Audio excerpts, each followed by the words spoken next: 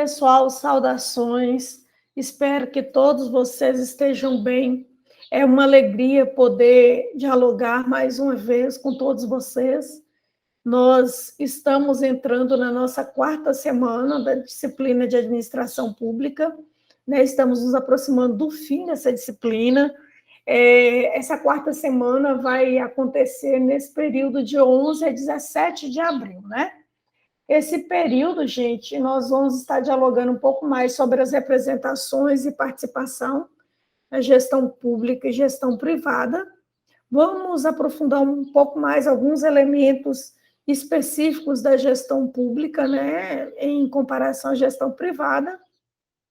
Um aspecto novo, né, que a administração gerencial e os avanços da tecnologia, né, e da própria democratização no Brasil trouxeram, que foi o accountability, as representações populares, né, cidadãs. Vamos falar um pouco sobre isso. Como todo esse cenário, esse contexto, né, impacta nas relações entre demandas políticas, ação governamental, controles e resultados. Então, assim, os objetivos, né, dessa semana são exatamente identificar o significado da participação cidadã, da participação popular, né, na política nacional, no Estado brasileiro, e a sua relação com a accountability, conhecer a gestão pública e sua relação com a gestão privada na implementação de políticas públicas e compreender as demandas da sociedade, as ações do governo, os controles e resultados. Iniciando assim, o diálogo acerca da temática que foi proposta, né, para essa quarta semana, quando a gente fala de representação e participação, gestão pública e gestão privada, pessoal, nós precisamos ter em mente toda a trajetória que o nosso país viveu, né? A representação e a participação dos cidadãos na política, ela não se deu da noite para o dia, mas foi uma conquista, resultado de anos de luta, de enfrentamento. Vocês lembram que a nossa democracia ela é muito jovem, né? Esse processo de redemocratização do país, nós já falamos nas aulas passadas, que se iniciou na década de 80, no início da década de 80, movimento constituinte, movimento direta já, e principalmente a promulgação da Constituição Federal de 88. Eu já disse para vocês que cada governo, né? Entrou o governo, a Constituição é o que ampara os atos governamentais. A Constituição é que diz de que forma o país tem que ser governado. Portanto, né, se vocês olharem, o nosso país ele tem uma leva de constituições, né? A Constituição vigente ela já está há 34 anos guiando o país, né? Guiando os cidadãos, guiando o nosso corpo político. E por que muda? Porque se o governo ele é ditador, né? Uma Constituição democrática não atende, então ele tem que alterar as regras para que elas funcionem em seu favor. Da mesma forma, se o governo ele é democrático, ele também não pode se guiar por uma Constituição que não tenha um caráter democrático.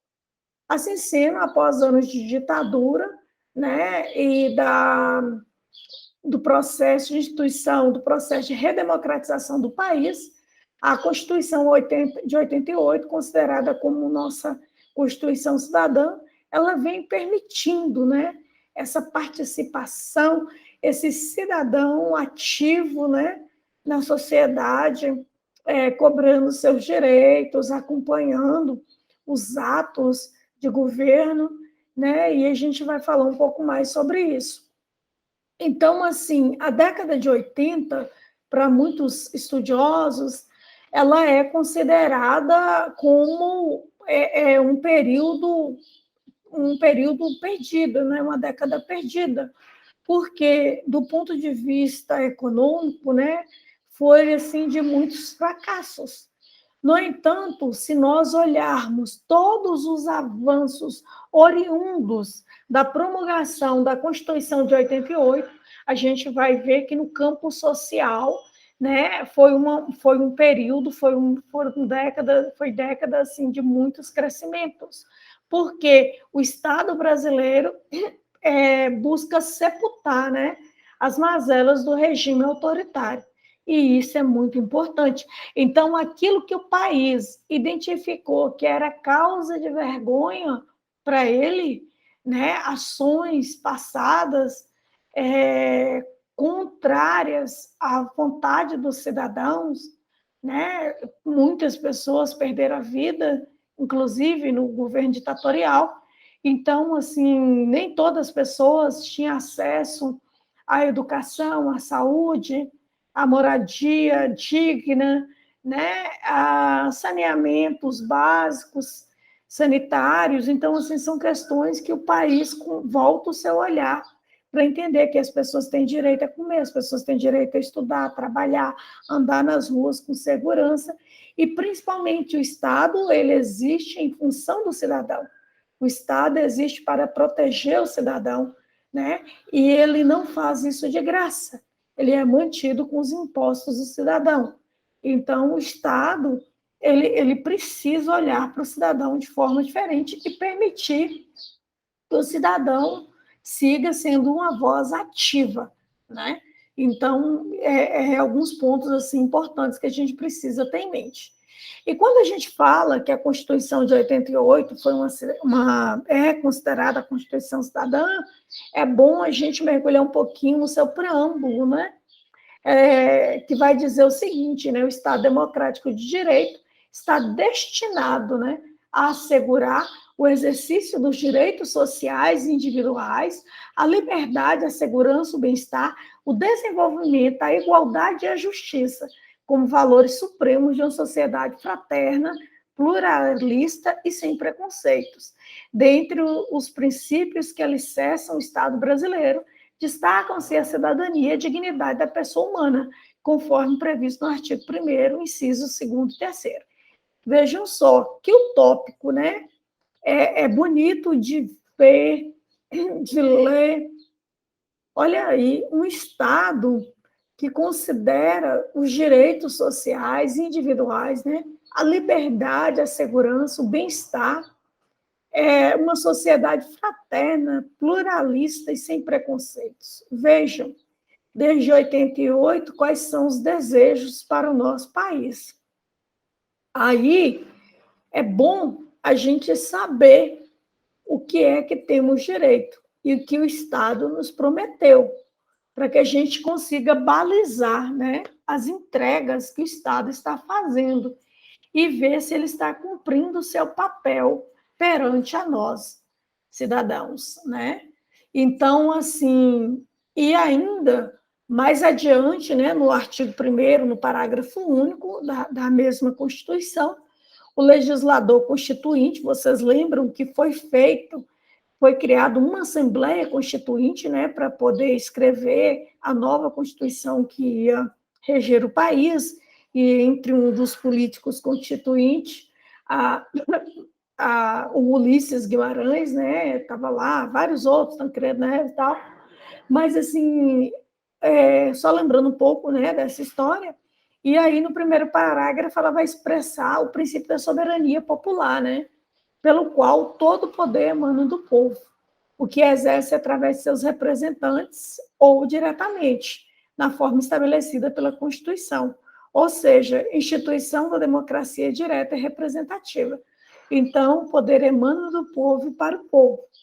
E aí vocês vão ver, por exemplo, né, esse ano nós seremos convidados a voltar às urnas, eleger um novo presidente do país, ou reeleger o que aí está. Espero que não, mas...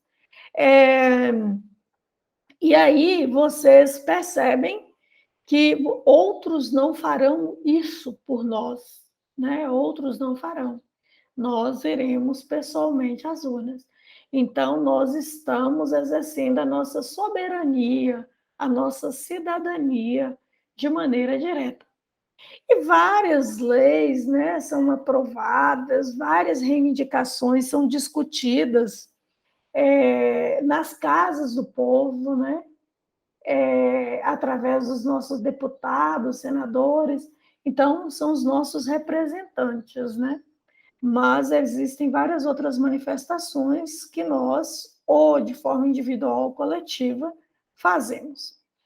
E aí, pessoal, ainda dentro do campo da representação e participação, o Brasil ele é considerado um dos países com a legislação mais avançada, né, no que diz respeito à proteção aos direitos humanos, econômicos, sociais e culturais, né?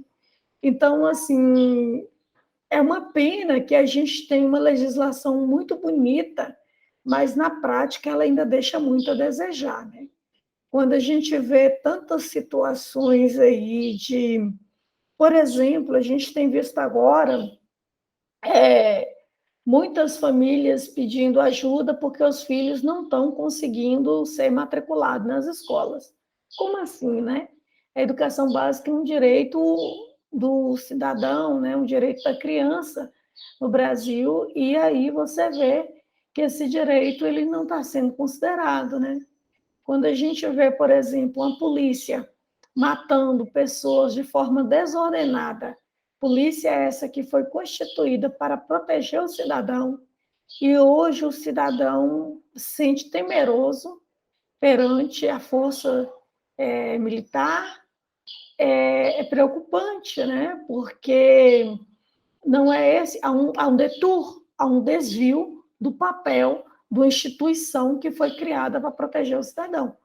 Quando a gente vê homens e mulheres negras, crianças negras, sofrendo preconceito, muitas vezes perdendo a vida, né? E tantas outras pautas, né? O povo indígena, suas terras invadidas, ao cuidado para com a saúde daquele povo totalmente deixado de lado, a invasão de suas terras, a destruição da sua identidade, a tentativa de destruição da sua identidade, da sua cultura, né? Então aí a gente pergunta onde está o Estado, né? O Estado que deveria intervir para proteger. Fora isso, várias outras questões, por exemplo, o público LGBTIQI+, né? Então, assim, essa proteção aos direitos no Brasil, ela, principalmente nesses últimos 4 anos, ela precisa ser muito questionada, né? Muito questionada. Então, são coisas que a gente precisa estar atento. E aí, gente, a gente precisa ter em mente que, na medida em que a sociedade brasileira desconhece os seus direitos, e em que proporção eles são protegidos pelo Estado, permitindo que setores conservadores façam tábua rasa das conquistas sociais presentes no contexto constitucional. Então, assim, eu já disse isso para vocês nas nossas primeiras aulas e sinto a necessidade de repetir que os direitos, eles não estão garantidos porque estão no papel. Ou nós, enquanto sociedade, enquanto indivíduos, assim que percebermos que eles estão sendo banalizados, ou a gente parte para a cobrança, ou a gente se manifesta, ou enquanto a gente permanecer em cima do muro, ou sentada em nossos sofás, vivendo o nosso conforto individual, esses direitos cada vez mais vão se afastando de nós e nós vamos perdendo-os. Então, assim, eles não estão garantidos para a ad eterno. Conquistas assim de décadas, elas podem ser perdidas em segundos, se nós não ficarmos atentos. Então, assim, é preciso, né, muita atenção, muita atenção. E é preocupante quando a gente vê indivíduos, né, que estão perdendo seus direitos, não ter nem consciência, a percepção não conseguir alcançar que está perdendo direitos, né? Muitas vezes a gente vê aí o oprimido reproduzindo o discurso do opressor, né? Então, assim, é perigoso, isso é muito perigoso para uma sociedade que diz ser democrática de direito, né? Porque se você está satisfeito, você não vai lutar. vai lutar para quê? Né? E aí, para a gente fazer um pouco mais o resgate, né, dessa caminhada, dessa trajetória, quando a gente fala em representação e participação, no Brasil, tem 3 formas distintas de participação. Elas não são únicas, mas a nossa disciplina vai discutir 3 conceitos. O primeiro é a participação popular, é totalmente regimentada, né, na Constituição de 88, é um princípio inerente à democracia, então, o governo é do povo, então que o povo participe, né, para garantir os seus direitos pessoais, coletivos, que o povo se organize de que forma? Em grupos, cooperativas, associações, sindicatos, né?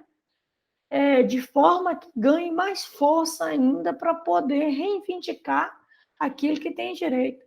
Então, o direito não é apenas a representação política, mas também tem direito à informação e à defesa dos seus interesses, né? Então, hoje, nós já estamos no século XXI, a expectativa é que cada vez mais, no Estado democrático de direito, haja transparência, né? Haja transparência e haja arenas.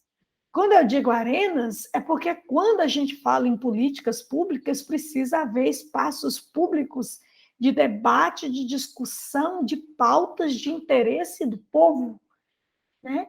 E, essas arenas, né, no início da década de 88, elas se davam através da participação popular que vinha para reivindicar, né, a interferência na gestão pública dos bens e serviços públicos, né? E ela surgiu, gente, motivada pela, por algumas necessidades, né? Por algumas necessidades sociais. Então, assim, o povo começou a participar principalmente para reivindicar aquilo que eles sentiam falta mais perto, né? Principalmente no que diz direito à educação. Então, aquilo que eles reivindicavam naquele momento era mais esse direito à educação. E aí, eu já disse para vocês que essas reivindicações, né, elas podem acontecer de forma individual, grupal, através das organizações, associações, ou até mesmo via legislativa, né?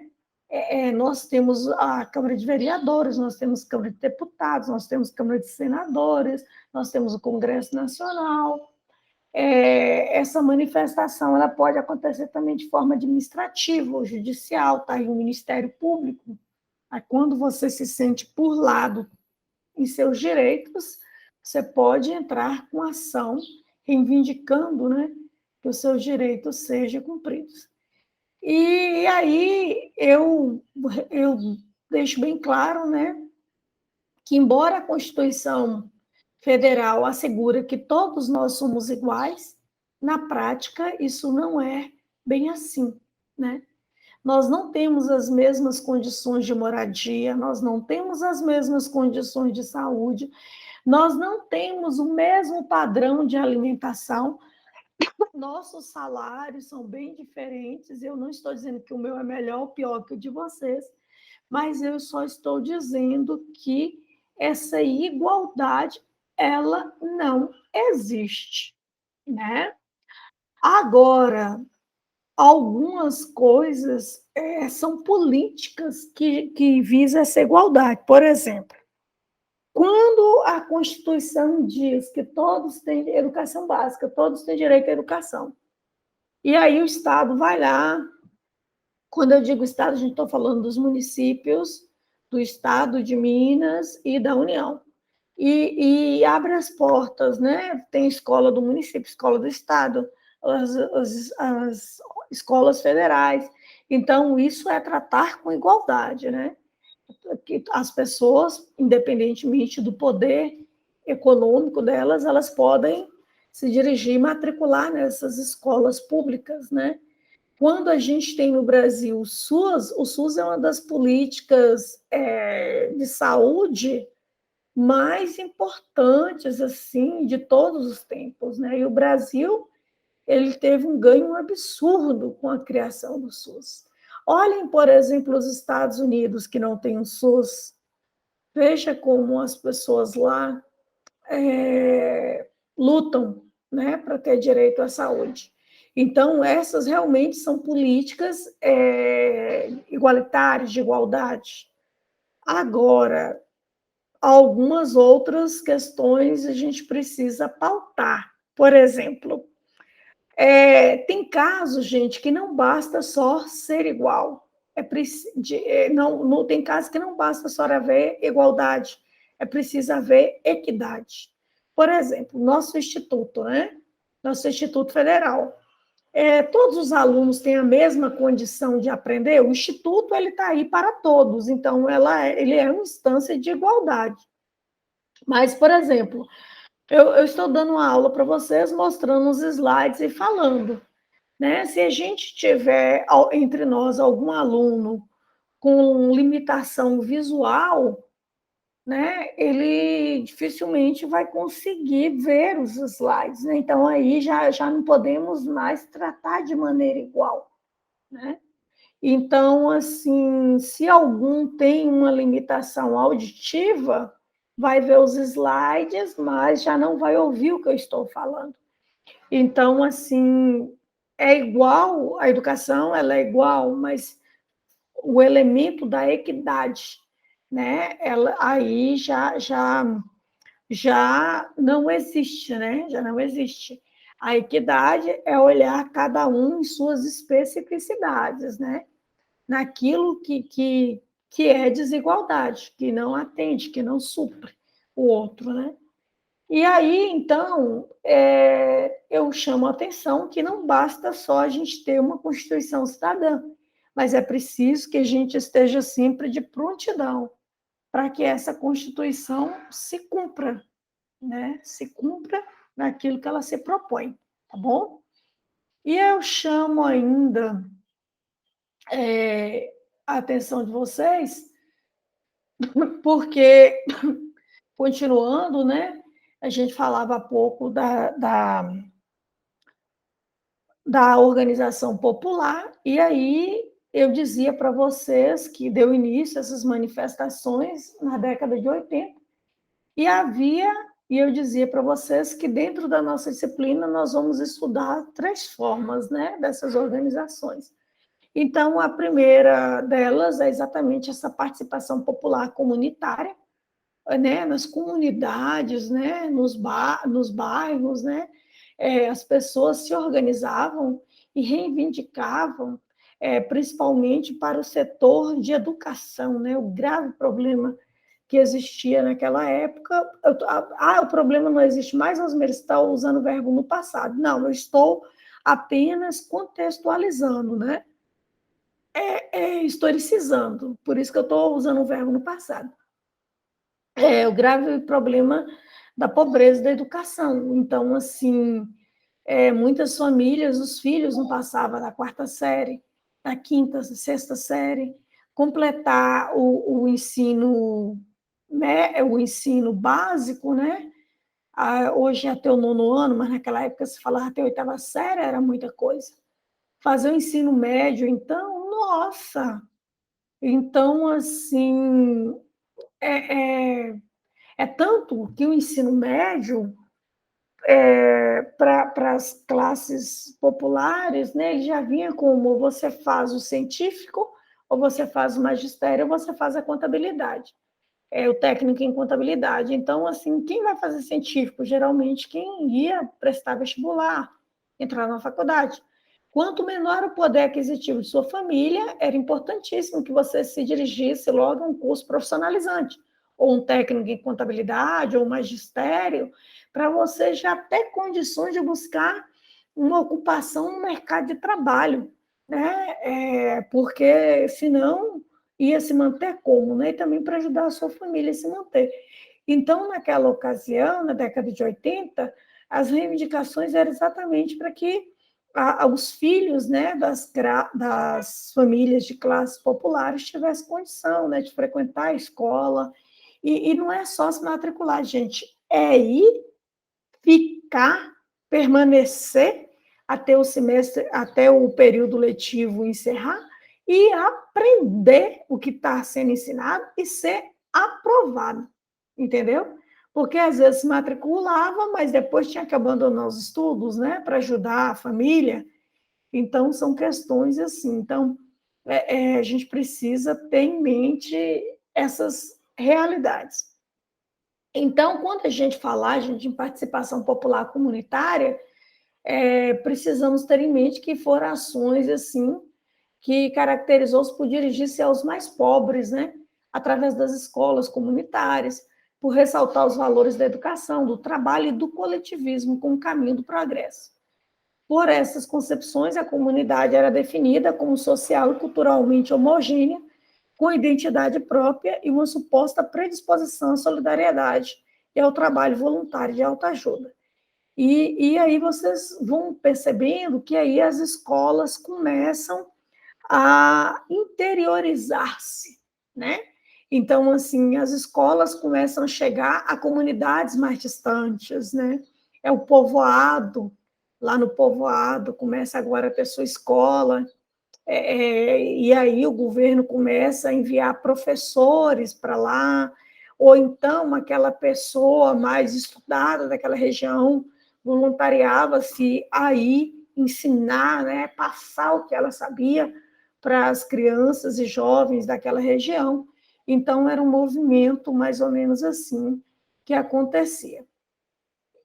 O Estado, por sua vez, estimula, em muitos casos, a capacidade de a comunidade unir-se, organizar e esforçar-se, enquanto solução a si mesma. A população deixa de ser alvo inerte de uma ação controladora e passa a ser chamada a cumprir um papel minimamente ativo e consciente.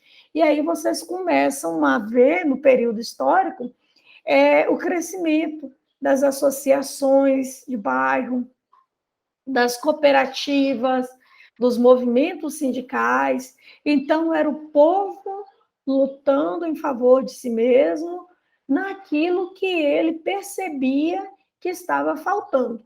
Muitas vezes ia no enfrentamento, no sentido de manifestações, passeatas, né?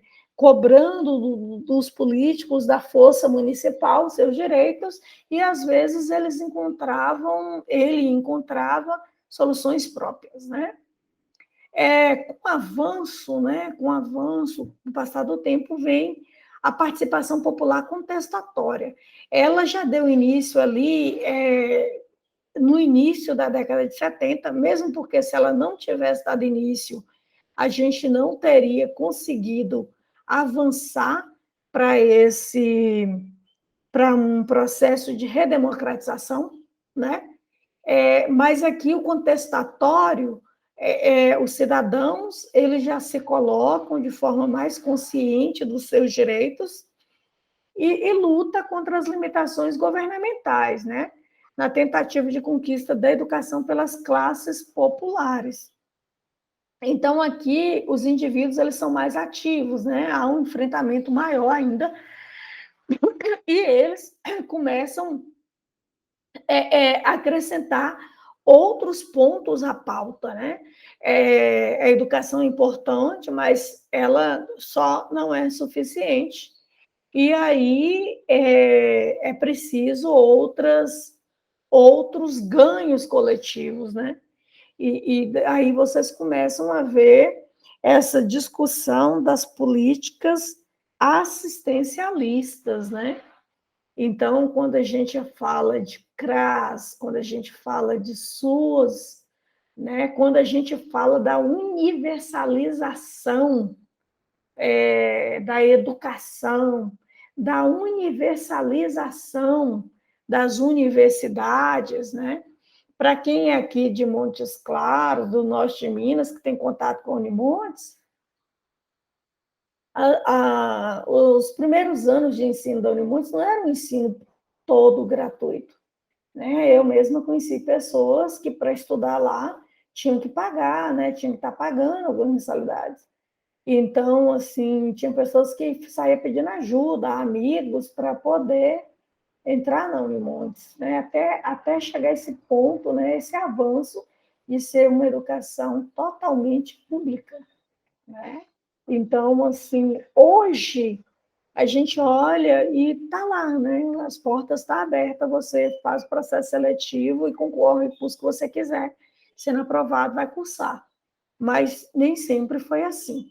E é bom a gente fazer essa memória, esse resgate histórico, para a gente ter essa consciência, né? E cada vez mais se empoderar do conhecimento, né, das nossas leis, do nosso papel enquanto cidadão em uma sociedade democrática de direito. Então, para essa teoria, né, para as teorias da participação popular e da participação popular contestatória, da participação popular comunitária e da participação popular contestatória, né, qualquer forma de aproximação com o Estado, né, é vista como cooptação, né, e o sentido da participação é o de acumular forças para a batalha permanente pela mudança geral do modelo existente. Então, aqui agora, já que nós temos uma Constituição cidadã, as pessoas se manifestavam, as pessoas faziam passeata, as pessoas faziam carreata, as pessoas viajavam até Brasília, até Belo Horizonte, faziam manifestações, chamavam imprensa, anunciavam, né? Exatamente cobrando aquilo que estava faltando às suas realidades, né? É água no bairro, é educação, condições de moradia, de segurança, iluminação pública e várias outras demandas, né? Saúde. O Estado democrático de direito, né? Reconhece. Desculpa, pessoal. Então, tendo falado, né, da participação popular comunitária e da participação popular contestatória, nós chegamos na nossa terceira via de participação e representação, né? Que é a participação popular cidadã e o controle social do Estado. Então, assim, o Estado democrático e de direito reconhece a necessidade de defender a sociedade contra os eventuais excessos no funcionamento da máquina estatal, através da divisão de funções entre os poderes e de mecanismos recíprocos de controle em nome da sociedade. Então, por muito tempo, o Estado fazia o que ele bem entendia, quando ele bem entendia, do jeito que ele bem entendia, né? Então, com o avançar do entendimento da democracia, com o avançar do entendimento dos direitos dos cidadãos e também dos seus deveres, né? Então aí aparece um elemento novo que é o controle social do Estado, né? Então aqui já começa a empoderar ainda mais o cidadão frente ao Estado, né? O cidadão, ele precisa cada vez mais se inteirar do papel do Estado e das ações do Estado, né? Do que o Estado, quais são as entregas que o Estado está fazendo e em quais condições o Estado está fazendo essas entregas, né? Então, não é mais espera-se que, né, aquele ranço do patrimonialismo, né, da máquina pública está sendo usada por políticos em favor de si mesmos, então isso aqui já sinaliza para o cidadão, para a sociedade em geral, que, dentre tantas outras coisas, é um elemento que precisa ser combatido através do controle social. E aí, quando a gente diz que tem o judiciário, o legislativo, o executivo, já é uma forma de controle. Vocês percebem que muitas vezes um desses poderes quer avançar em algum aspecto, que às vezes é considerado até um aspecto positivo, né, para a sociedade ou pela sociedade, mas ele acaba sendo barrado, impedido por outras instâncias de poder, e às vezes também quer implementar determinadas políticas que podem ser, por exemplo, nesse momento, a gente vive um desafio muito grande enquanto servidor público em relação à PEC 32, né? Que seria mais uma reforma administrativa implementada pelo governo federal, que é uma pauta do executivo, né?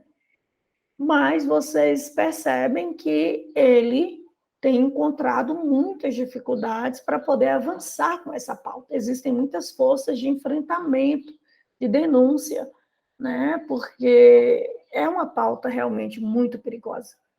Fora várias outras, né? Que têm sido debatidas nos últimos tempos.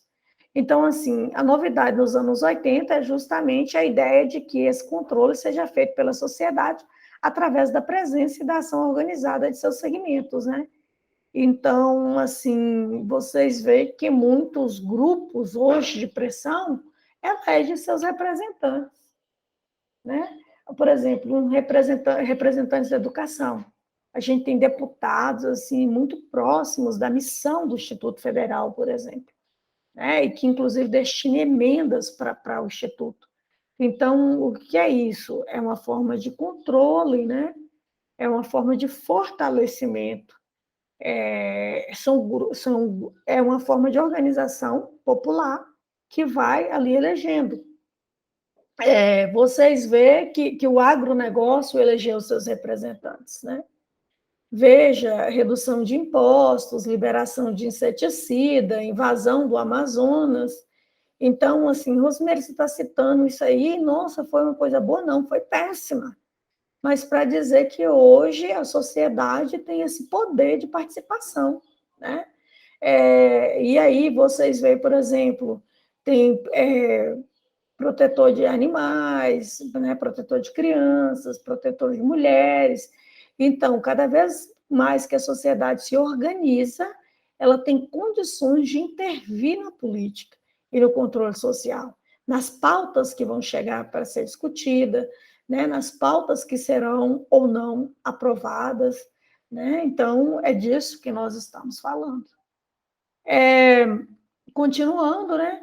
O processo de abertura política e redemocratização do país trouxe à cena novos atores e orientou a ação para a criação de espaços públicos não estatais de pactuação e superação dos obstáculos pelo diálogo, pelo consenso.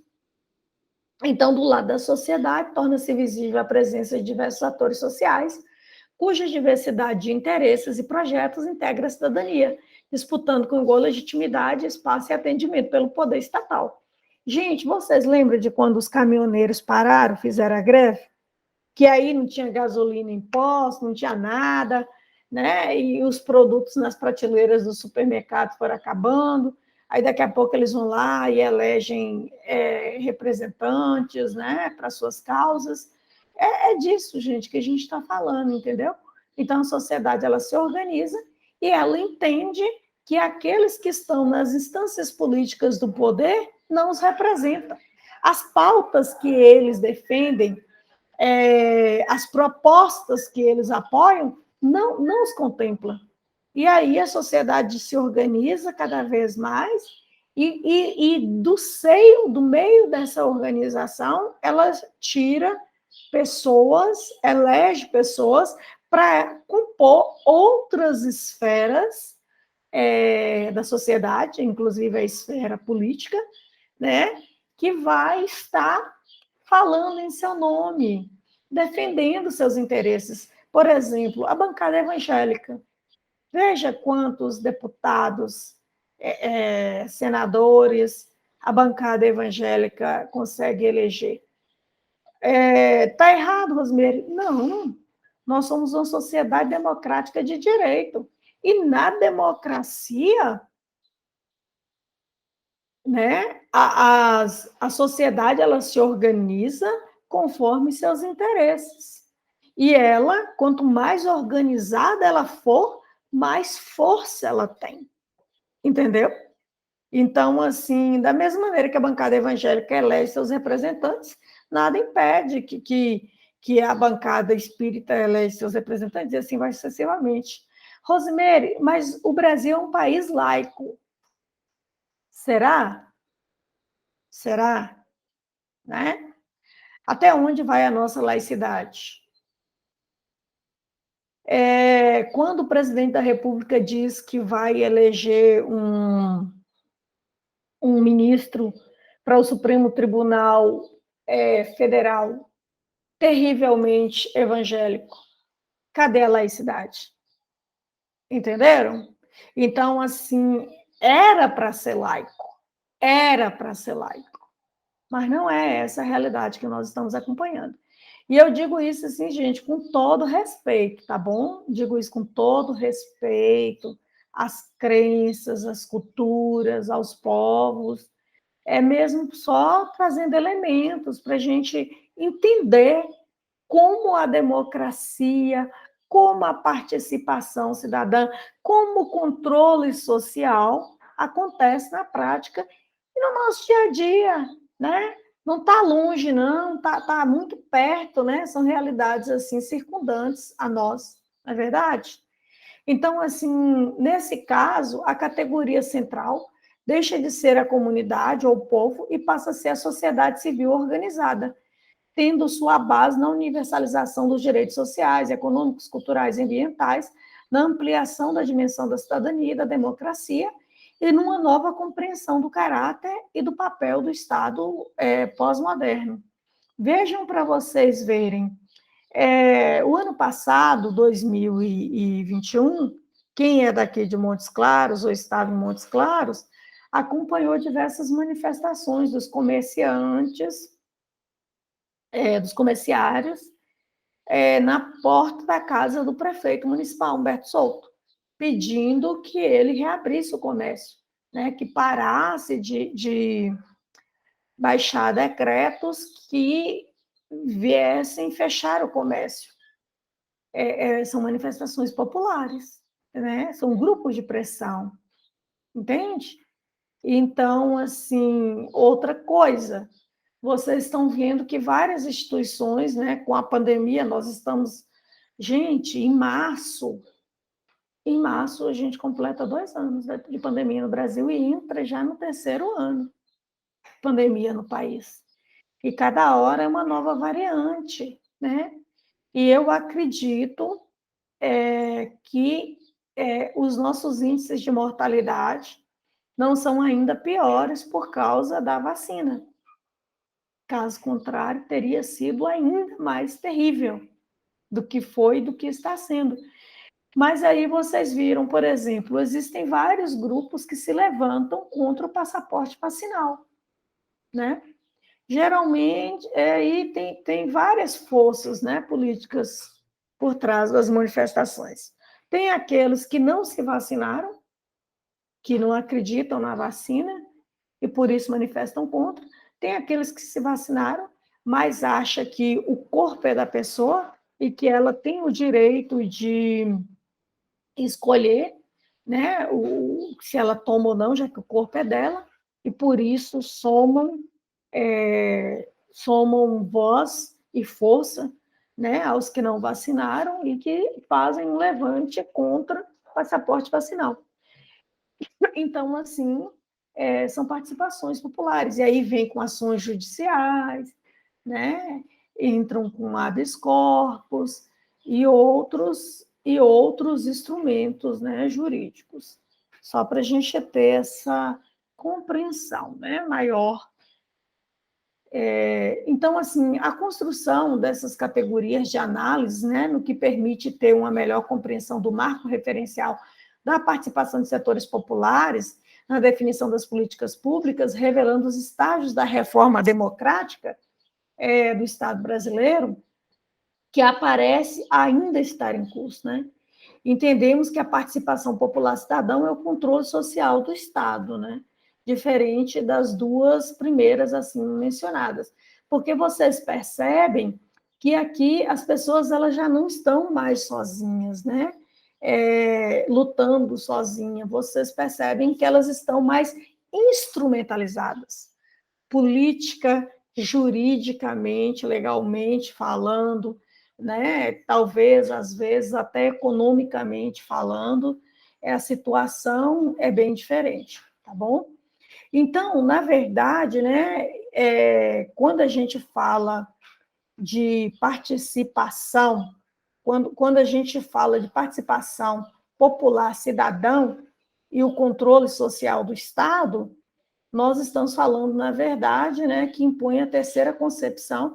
Essa terceira concepção, ela parte do pressuposto que há uma necessidade de requalificar a participação popular, né, nos termos de uma participação cidadã que interfere, que interage, que influencia na construção de um senso de ordem pública regida pelos critérios da equidade e justiça.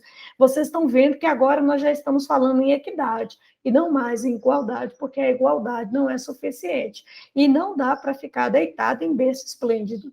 É preciso dialogar, interagir, organizar em força, em grupos de pressão, em grupos de interesse e partir para a manifestação de forma mais concreta, né? Então, pessoal, a participação cidadã, ela se diferencia da participação social e comunitária, na medida em que não busca realizar funções próprias do Estado, como a prestação de serviço, né? Não se constitui outro sim na mera participação em grupos ou associações para defesa de interesses específicos ou simples expressão de identidade. Aqui é uma participação mais consciente, politizada, né, que tem consciência dos seus direitos, dos seus deveres e de instrumentos de controle e de instrumentos de cobranças de ações no campo das políticas públicas, né? Então, desse contexto, desse cenário que a gente está falando. Essa dimensão da participação popular própria da sociedade civil é que garante o exercício da democracia, para além dos espaços formais de poder e da representatividade eleitoral. Então, gente, assim, nós, né, vocês, como alunos de um curso de administração pública, vocês precisam ter isso em mente e serem agentes multiplicadores, né? Cada vez mais fortalecer a política, a representatividade, as arenas de debate, de participação nos lugares nos quais vocês se encontram, né? Vocês estarão fazendo um grande bem para a democracia e para o Brasil, né? Quando vocês forem capazes de ser sujeitos politicamente ativos, né?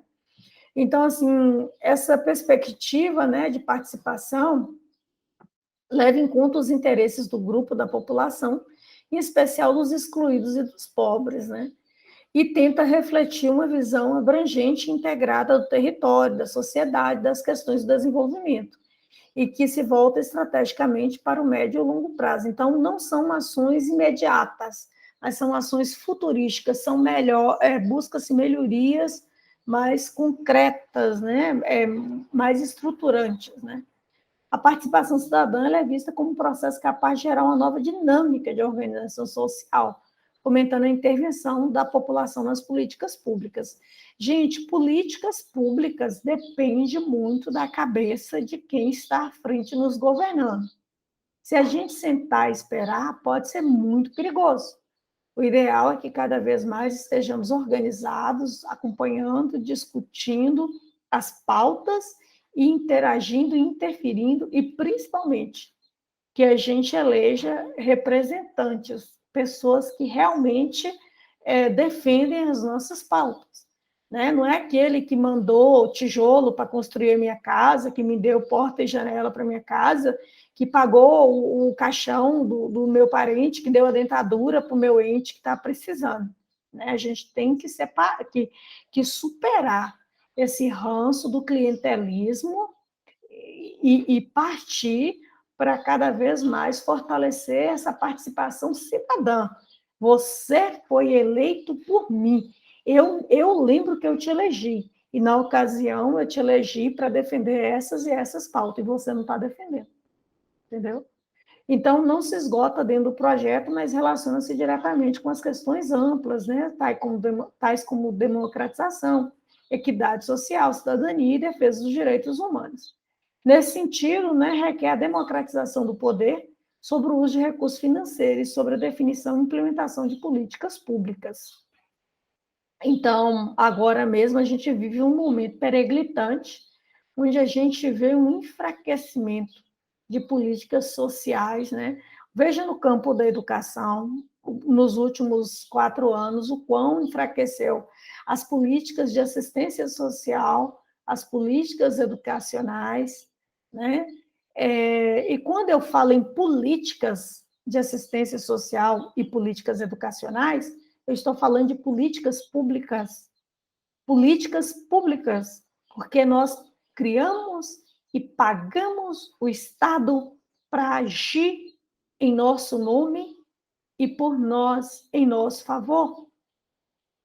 Quando nós falamos em políticas públicas, é para deixar claro que o Estado não está nos fazendo favor quando constrói e mantém um hospital em nosso bairro, uma escola pública em nosso bairro, quando ilumina a nossa rua, quando pavimenta a nossa estrada, quando implementa o programa de merenda escolar, quando implementa a política do primeiro emprego, quando cria creches que possibilita as mães trabalharem, as mulheres se empoderarem economicamente falando. Então, nós estamos falando de políticas públicas. Quando permite que o público LGBTIQI+, possa andar, ir e vir, sem correr risco de vida. Quando permite o negro andar em segurança, a concorrer as vagas nas universidades para o curso que bem desejar. Está me entendendo? Então, é disso que nós estamos falando na prática. Gente, é disso que nós estamos falando. Entendeu?